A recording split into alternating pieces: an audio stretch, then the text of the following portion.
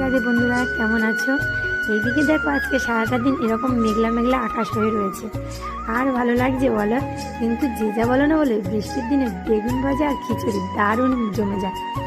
আর এদিকে দেখো, আমি কিন্তু বসে পড়েছি আমার গন্তব্যে। মানে আমি যে কাজটা করি, হাতের কাজটা, তোমরা কম বেশি সকলেই জানো আমি কী কাজ করি। এটাকে বলে তাদবিনা। যাই হোক, এই কাজটা সারতে সারতে আবার চলে গেছিলাম আমার গোপুসোনাকে সন্ধ্যা দিতে, কারণ সন্ধ্যা হয়ে এসছে।